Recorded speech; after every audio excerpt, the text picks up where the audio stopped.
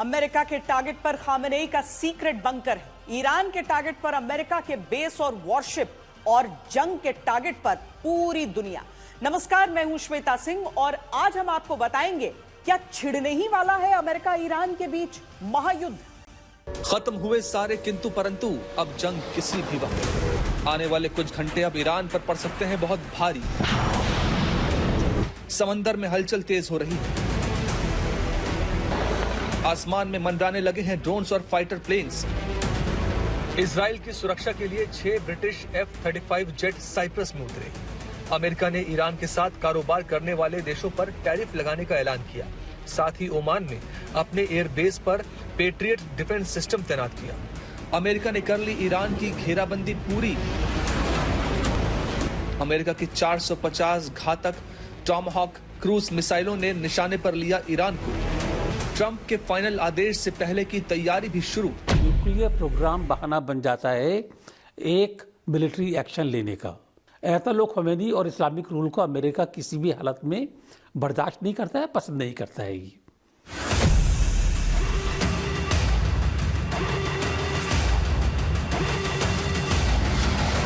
दुनिया इस उम्मीद में बैठी थी कि ओमान में बातचीत की मेज तक आए ईरान अमेरिका जंग से बचने का कोई समाधान निकाल लेंगे, लेकिन हुआ इसका उल्टा। न कोई बात सामने आई, न किसी मुद्दे पर सहमति बनी, न भविष्य की कोई योजना।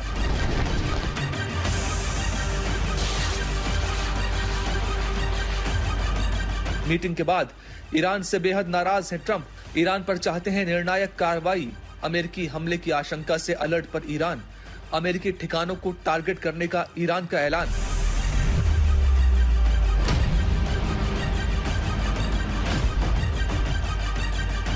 ईरान ने स्पष्ट कर दिया है कि ना तो वो अमेरिका की शर्तों के आगे झुकेगा और न ही जंग के हालात में पीछे हटेगा। अमेरिका ने अगर घेराबंदी और तेज कर दी है तो ईरान ने भी रणनीतिक रूप से अपनी तैयारियों को अंजाम पर पहुंचाना शुरू कर दिया है।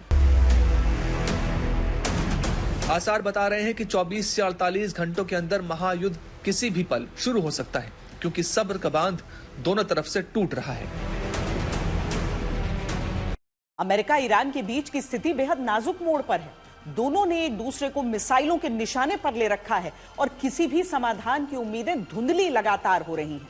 ईरान लंबी दूरी की मार वाली बैलिस्टिक मिसाइल लॉन्च करके अपने इरादे दिखा रहा है और अमेरिका अपने नागरिकों को तुरंत ईरान छोड़ने की एडवाइजरी जारी करके बड़े संकेत दे रहा है। इस सब के बीच सवाल वही है कि ऐसे हालात में आखिर जंग कब तक टाली जा सकती है। ईरान से 700 किलोमीटर की दूरी पर अमेरिका का मॉडर्न वॉरशिप ईरान पर हमले के लिए तैयार है। ईरान ने 40 फास्ट बोट्स को स्ट्रेट ऑफ हॉर्मुज में तैनात कर दिया है। इजराइल की सुरक्षा के लिए 6 ब्रिटिश F-35 जेट साइप्रस में उतरे। अमेरिका ने ईरान के साथ कारोबार करने वाले देशों पर टैरिफ लगाने का ऐलान किया। साथ ही ओमान में अपने एयरबेस पर पेट्रियट डिफेंस सिस्टम तैनात किया। They had a chance to do something a while ago and it didn't work out, and we did Midnight Hammer. I don't think they want that happening again, but they would like to negotiate. We are negotiating with them right now.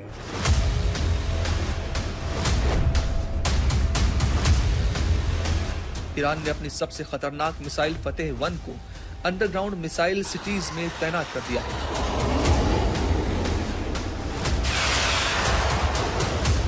हालात बता रहे हैं कि Oman में हुई बातचीत का नतीजा फिलहाल कुछ निकला नहीं, क्योंकि वहां से निकलने के बाद ईरान के विदेश मंत्री अब्बास अराक्ची ने कहा, ईरान यूरेनियम का संवर्धन नहीं रोकेगा।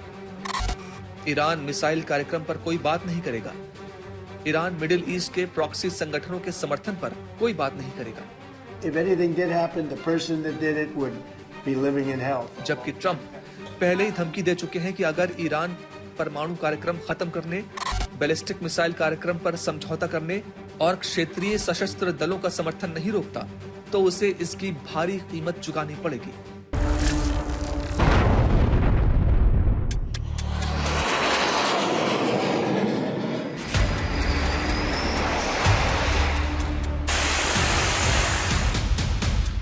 अमेरिका के विदेश मंत्री भी अमेरिका की शर्तों को न मानने पर ईरान के खिलाफ कार्रवाई का संदेश साफ दे चुके हैं।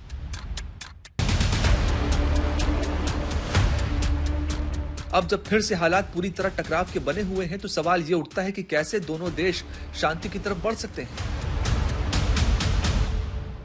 इसका ब्लूप्रिंट तो पहले से मौजूद है। 2016 में अमेरिका और बाकी सिक्योरिटी काउंसिल के सदस्यों के साथ ईरान का समझौता हुआ था, जिसमें था कि ईरान में एनरिचमेंट की दर 3.75% कम कर दे और उस पर सैंक्शन हटा दिया जाए। उस समझौते से ईरान नहीं बाहर निकला, उस समझौते से अमेरिका बाहर निकला प्रेसिडेंट ट्रंप की पहले शासन के दौरान 2018 में। तो वो तो एक ऑप्शन है। ईरानी विदेश मंत्री की तरफ से जो भी संकेत मिल रहे हैं वो जंग की ओर ही इशारा कर रहे हैं। सूरत आदिलाने व मुनसिफाने, क्योंकि मिली जानकारी के अनुसार उन्होंने उन देशों से जहां अमेरिकी बेस हैं ये अपील की है कि अमेरिकी बेसों पर कार्रवाई को वो देश के खिलाफ युद्ध न माने। ये सिर्फ अमेरिका के खिलाफ जवाबी कार्रवाई होगी। ट्रंप कई स्तर पर काम कर रहे हैं और सूत्रों के अनुसार ट्रंप ने खामेनेई के विकल्प के रूप में कौन हो सकता है इसको लेकर फ्लोरिडा में ईरानी मूल के उन लोगों से राय मशविरा भी किया है जो खामेनेई प्रशासन के बदलाव के पक्ष में। फिलहाल अमेरिका और ईरान दोबारा कब मिलेंगे इसको लेकर अभी सिर्फ अंधेरा है, लेकिन इस बीच जिस तरह की सैन्य तैयारियां हैं वो किसी भी पल एक चिंगारी को आसमान छूती लपटों में बदलने के लिए काफी है।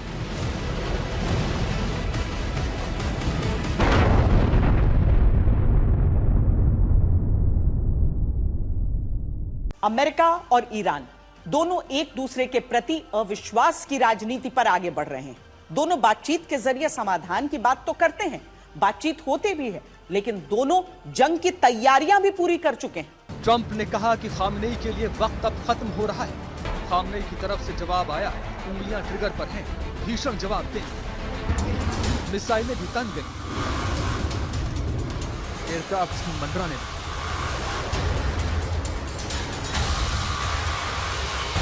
आसमान में ड्रोन को मार गिराने की झड़प भी हो गई, लेकिन न एक्शन अमेरिका की तरफ से शुरू हुआ, न ईरान की तरफ से मिसाइलें हरकत में आई।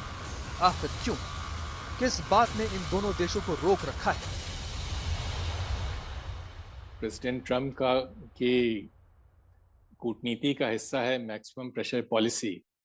तो बेड़ा लाया गया है कि ईरान पे दबाव पड़े और दबाव बना रहे, लेकिन युद्ध करना इतना आसान नहीं है। ये जरूर है कि अमेरिका के पास बहुत शक्ति है, ईरान कमजोर है, लेकिन बिना किसी वजह के युद्ध करने से कोई फायदा नहीं है। ईरान के सामने संकट क्या है? ईरान प्रतिबंधों से जूझ रहा है, महंगाई बेरोजगारी शीर्ष पर है, अर्थव्यवस्था रसातल में है। अब अगर अमेरिका की तरफ से परेशानियों को समझने की कोशिश करें तो अमेरिका के सामने जो मुश्किलें हैं उनमें तेल की कीमतें बढ़ेंगी, घरेलू राजनीति प्रभावित होगी, दुनिया पर प्रभाव बढ़ेगा। दोनों देश एक पॉइंट पर आकर जंग से बचते हुए कोई कूटनीतिक समाधान चाहते हैं, लेकिन अविश्वास इतना गहरा है कि ईरान को लगता है अगर सैन्य तैयारियां ढीली हुई तो अमेरिका हमला बोल देगा। और अमेरिका की आशंका है कि ईरान पर दबाव नहीं पड़ा तो वो परमाणु बम बना लेगा, जैसा कि ईरान में विशेषज्ञ इसका दावा भी कर रहे हैं। अब जब बातचीत की तरफ पहला कदम उठाया गया है तो सवाल उठता है कि आगे अब और क्या हो सकता है। बातचीत कामयाब होने या नाकाम होने की सूरतों में क्या हो सकता है वो बताते हैं। बातचीत कामयाब रही तो परमाणु कार्यक्रम को लेकर नए समझौते हो सकते हैं। अमेरिका प्रतिबंध कम करने के बदले ईरान पर बैलिस्टिक कार्यक्रमों और प्रॉक्सी ग्रुप्स का समर्थन रोकने के लिए दबाव बना सकता है। बातचीत नाकाम रही तो प्रॉक्सी वॉर छिड़ सकती है, सीधा युद्ध भी शुरू हो सकता है। ईरान पर अमेरिका और अधिक प्रतिबंध लगा सकता है, साथ ही रिजीम चेंज मिशन को गति दे सकता है। प्रेसिडेंट ट्रंप की शर्तें बदलती रहती हैं। एक जमाने में ये भी बात हो रही थी रिजीम चेंज, वो एक बड़े खतरे की बात है, क्योंकि उसका परिणाम यही होगा कि अमेरिका मध्य पूर्व में एक लंबे समय तक लड़ाई में फंसा रहेगा और 2 बार इंटरनेशनल इंटरवेंशंस हो चुके हैं। इराक में हुआ था 2002 में और लिबिया में हुआ था 2011, और वो परिणाम आप देख सकते हैं, वहाँ अभी तक अशांति है। इराक से अंत में अमेरिकन कंपनीज को निकलना पड़ा, और इराक के जो तेल के जो कंसेशंस थे, ब्लॉक्स थे, वो मिल गए चाइना को। तो युद्ध का परिणाम दोनों किसी भी पक्ष के हित में नहीं है। चीन, रूस, यूरोप चाहता है कि समझौता हो, क्योंकि इससे तेल की कीमतें स्थिर रहेंगी और क्षेत्रीय स्थिरता बनी रहेगी। लेकिन फिलहाल तस्वीर अभी साफ नहीं है। ईरान के पास परमाणु बम नहीं है, फिर क्यों अमेरिका उसे परमाणु बम के मुद्दे पर ही मिटाने की धमकी बार बार दे रहा है? दोनों देशों के बीच बातचीत की पेशकश का मुख्य मुद्दा भी परमाणु है। क्या होगा अगर ईरान ने वाकई परमाणु बम बना लिया? आखिर वो क्या वजह है जिसके कारण अमेरिका ईरान को किसी भी कीमत पर परमाणु बम हासिल करने से रोकना चाहता है? अमेरिका ने ईरान के बैलिस्टिक मिसाइलों, मिडिल ईस्ट में हथियारबंद प्रॉक्सी ग्रुप समर्थन को रोकने के अलावा जिस बात पर प्रमुखता से जोर दिया है वो है परमाणु कार्यक्रम। राष्ट्रपति ट्रंप की खामेनेई रिजीम को सीधी धमकी रही है कि ईरान परमाणु कार्यक्रम बंद कर दे और अपने एनरिच्ड यूरेनियम भंडार को त्याग दे, वरना अंजाम भुगते। सवाल उठता है, अमेरिका क्यों ईरान के परमाणु कार्यक्रम को खत्म करना चाहता है? अमेरिका को ईरान के परमाणु संपन्न होने से क्या परेशानी है? एक एक करके इसके जवाब ढूंढते हैं। ईरान और इजराइल की आपसी दुश्मनी किसी से छिपी नहीं। ईरान और इजराइल के बीच पिछले साल 12 दिनों की भीषण लड़ाई भी हुई थी। इसके अलावा इजराइल का आरोप रहता है कि ईरान सशस्त्र प्रॉक्सी ग्रुप्स, यमन के हूती, लेबनान में हिजबुल्ला, गाजा पट्टी में हमास और इस्लामिक जिहाद, सीरिया और इराक में शिया मिलिशिया को न सिर्फ हथियार देता है बल्कि फंडिंग भी करता है। इजराइल पहले से परमाणु संपन्न देश है। अब अगर ईरान भी परमाणु संपन्न हो गया तो मिडिल ईस्ट हमेशा परमाणु खतरे की जद में रहेगा। अगर दोनों के बीच परमाणु युद्ध हो गया तो पूरे विश्व को महातबाही से कोई बचा नहीं सकेगा। इसके अलावा दूसरा खतरा इस बात का रहेगा कि ईरान अगर परमाणु शक्ति अर्जित कर लेता है तो सऊदी अरब सहित मिडिल ईस्ट के तमाम प्रतिद्वंदी देश परमाणु कार्यक्रम शुरू कर सकते हैं। ऐसी स्थिति में पहले से तनावपूर्ण स्थिति वाला मिडिल ईस्ट और अधिक विस्फोटक स्थिति में पहुंच जाएगा, जो दुनिया के लिए ठीक नहीं होगा। मिडिल ईस्ट पूरी दुनिया के एक तरह से एनर्जी का हब बना हुआ है। ये 8 से 10 कंट्री जितने भी हैं जिनके पास ऑयल साधन हैं, रिसोर्सेज हैं, इन सब के प्राइसेस पूरी दुनिया का इफेक्ट करते हैं। और यहाँ शांति होने का मतलब है पूरी दुनिया में एनर्जी रिसोर्सेज को, प्राइसेस को एस्टेब्लिश करने में मदद मिलेगी। सबसे बड़ा टेक तो ये है कि अगर युद्ध भड़का तो सिर्फ ईरान और अमेरिका के बीच में नहीं रहेगा। ईरान ने ये साफ कर दिया है कि इसमें और बाकी जो रीजनल कंट्रीज हैं वो भी, वहां पे भी अमेरिकन बेसेस हैं और उन पे भी अटैक होगा।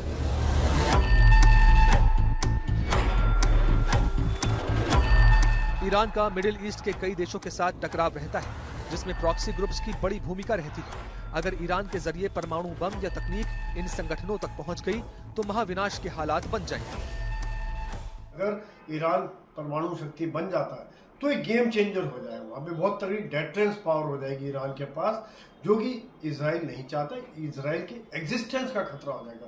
इजराइल एक छोटा देश है, अगर इजराइल फायर करता है, ईरान बहुत बड़ा देश है, उसका किसी कोने में फर्क पड़ेगा।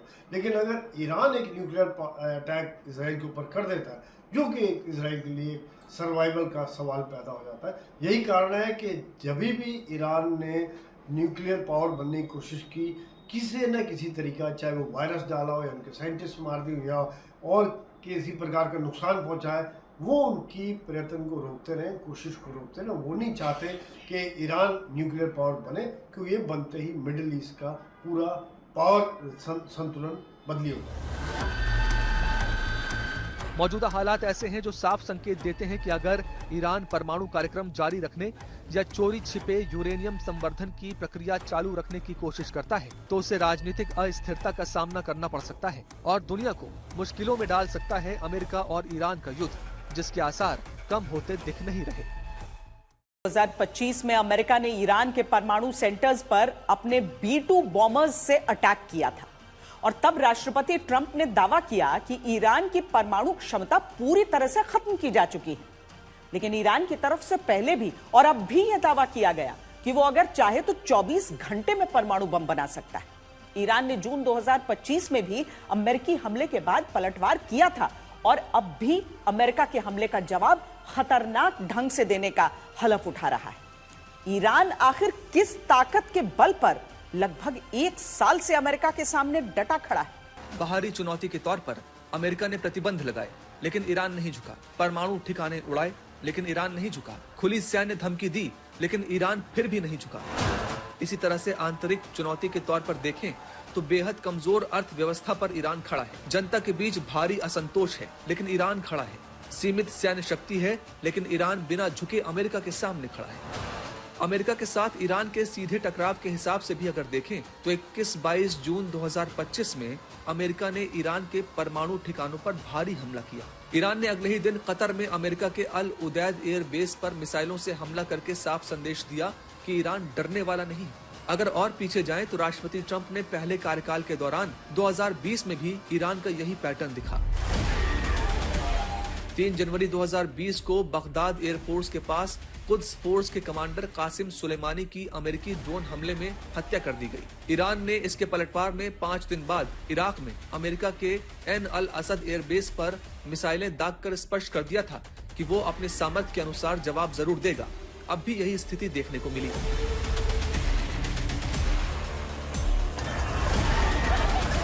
ईरान में चल रहे सत्ता विरोधी प्रदर्शनों के दौरान प्रदर्शनकारियों पर की जा रही कार्रवाई के खिलाफ राष्ट्रपति ट्रंप ने अंजाम भुगतने की धमकी दी तो ईरान की सर्वोच्च सत्ता की तरफ से वैसा ही जवाब आया।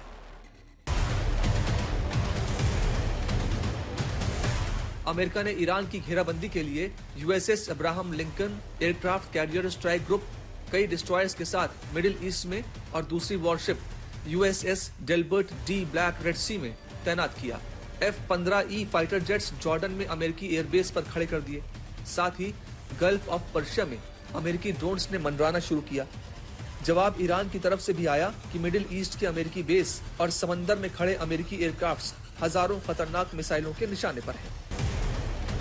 अमेरिका ने जब सीधे युद्ध की धमकी दी तो ईरान ने इससे और आगे बढ़ते हुए असीमित युद्ध की चेतावनी दे डाली। तो अगर हमला करना होता तो बहुत पहले जब इजराइल के साथ संघर्ष हुआ था तभी यूएस प्रतिकार करता, लेकिन उन्होंने नहीं किया क्योंकि वो ये जानते हैं कि ईरान वेनेजुएला नहीं है कि किसी को आप उठा ले जाएंगे और कुछ नहीं होगा।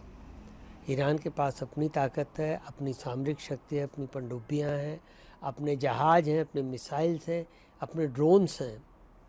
तो ईरान उस मामले में काफ़ी ताकतवर है और मुझे नहीं लगता कि अमेरिका के लिए ईरान को हरा पाना इतना आसान होगा। अमेरिका इसलिए चाहता भी नहीं, ईरान को नहीं हराना चाहते। वो चाहते हैं कि रेजीम चेंज, कि वहाँ जो सरकार है, वहाँ खमनेई की सरकार, वो बदली जाए। और इसके लिए वो पहले के रजा पहलवी जो यहाँ से भगा दिए गए थे, उनके बेटे जो अमेरिका में रह रहे हैं, उनको भी आगे बढ़ा रहे हैं। ईरान अमेरिका के दबाव में नहीं आया। बातचीत की मेज पर आने से कुछ ही घंटों पहले ईरानी सेना प्रमुख अब्दुल रहीम मुसावी ने सभी बैलिस्टिक मिसाइलों को अपग्रेड कर लेने का ऐलान किया। ये सीधे सीधे अमेरिका के लिए संकेत था इस बात का कि ईरान अब डिफेंसिव पॉलिसी से हटकर अटैकिंग डॉक्ट्रिन पर चल रहा है। अमेरिका के लाख विरोध के बावजूद खामेनेई की सत्ता जरा भी टस से मस नहीं हुई। इसके अलावा उनके दशकों के शासन में कई बार सरकारें बदली, हालात चुनौतीपूर्ण बने, लेकिन खामेनेई सर्वोच्च लीडर बने रहे। बताते हैं आपको खामेनेई की असली ताकत के बारे में। खामेनेई की असली ताकत क्या है जो वो लंबे समय से अमेरिका इजराइल की आंख की किरकिरी होने के बावजूद लगातार सुप्रीम सत्ता में है? कोई खामेनेई शासन को हिला क्यों नहीं पाया? इसके लिए ईरान के सत्ता के ढांचे को समझना होगा।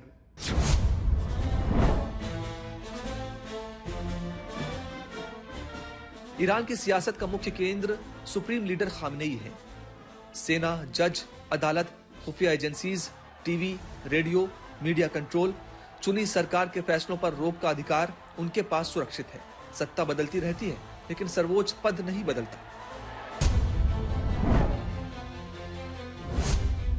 ईरान के इस्लामिक शासन को विलायत फकीह कहा जाता है, जिसका उसूल है इस्लामी विद्वान जो राज और समाज का नेता होगा। इस उसूल के मुताबिक सुप्रीम लीडर सिर्फ इस्लामिक नेता नहीं बल्कि धर्म का रक्षक भी होगा। यही वजह है कि खामनेई के विरोध को इस्लाम के विरोध से जोड़ दिया जाता है। जब बात अमेरिका या इजराइल की आती है तो सुप्रीम लीडर के पीछे जनता एकजुट होकर खड़ी हो जाती है।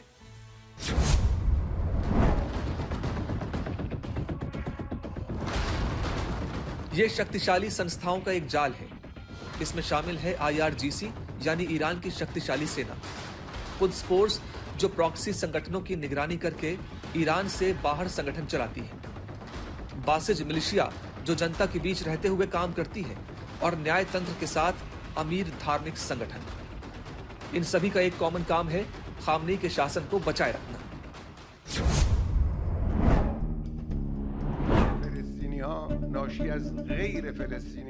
बुनियाद जैसे धार्मिक संगठनों के पास तेल से लेकर निर्माण और इंफ्रास्ट्रक्चर तक पर कब्जा रहता है। ये संगठन देश की 40 से 45% अर्थव्यवस्था पर अपना नियंत्रण रखते हैं। महंगाई बढ़ती है लेकिन बाकी पुलिस और सुरक्षा गार्ड्स का तंत्र ताकत के बल पर संभाल लेता है। ईरान में सब कुछ सिस्टम है और सिस्टम के हर तार का अंतिम सिरा सुप्रीम लीडर खामनेई के हाथों में है। यही वजह है कि कितना भी शोर उठे लेकिन ईरान की सर्वोच्च सत्ता के खिलाफ एकजुट नैरेटिव नहीं बन पाता।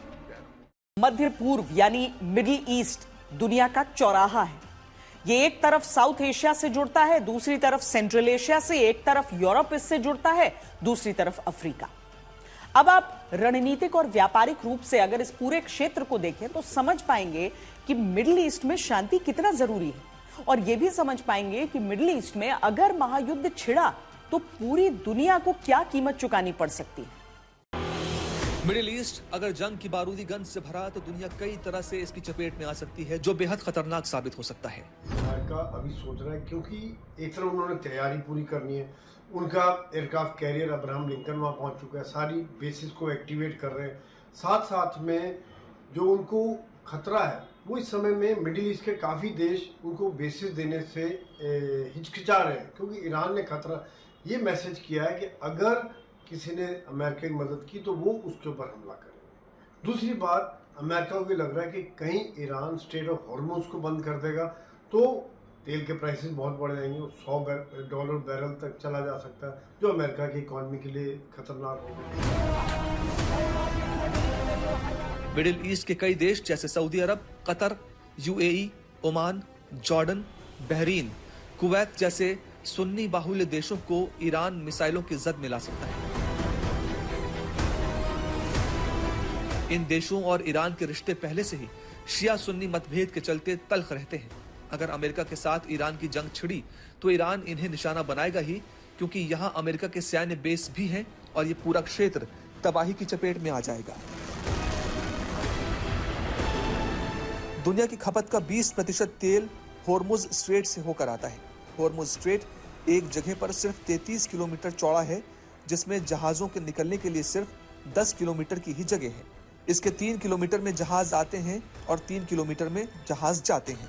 इसके उत्तरी इलाके पर ईरान का नियंत्रण है।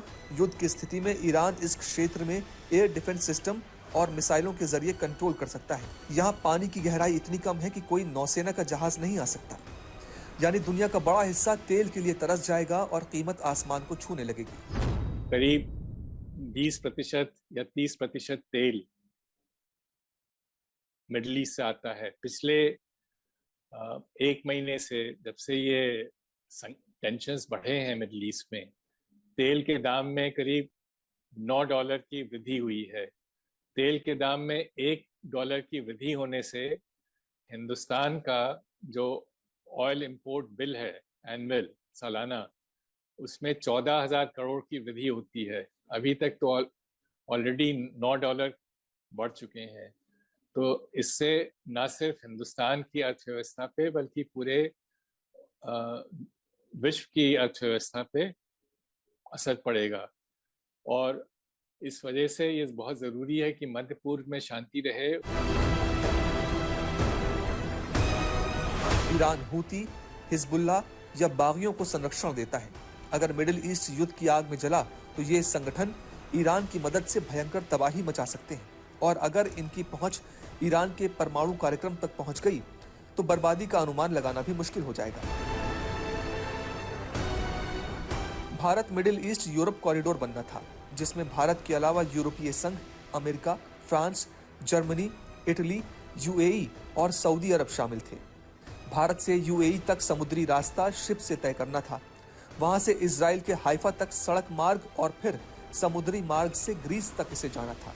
इजराइल में हमास के हमले के बाद ये योजना आगे बढ़ ही नहीं पाई। इराक में इन हस्तक्षेप, सामरिक हस्तक्षेप 2002 में प्रेसिडेंट बुश ने किया था और उसका परिणाम हुआ जो स्टेट स्ट्रक्चर था वो टूट गया और 2014 में वहाँ आईसिस निकल के सामने आई और जिसका प्रभाव सारे क्षेत्र के मुल्कों पे पड़ा। अगर ईरान पे ऐसा ही कुछ होता है तो ये शंका, इससे आप इनकार नहीं कर सकते कि ये अस्थिरता से नॉन स्टेट एक्टर्स इस क्षेत्र में बढ़ेंगे और ये किसी के हित में नहीं है। अगर अब ईरान अमेरिका जंग छिड़ी तो कारोबार का ये रास्ता अनिश्चित काल के लिए बंद हो जाएगा और भारत, यूरोपीय संघ, अमेरिका के बीच बनी योजना मुश्किल में पड़ जाएगी। हमारी इस पेशकश में अभी के लिए इतना ही। देश और दुनिया की बाकी खबरों के लिए देखते रहिए आज तक।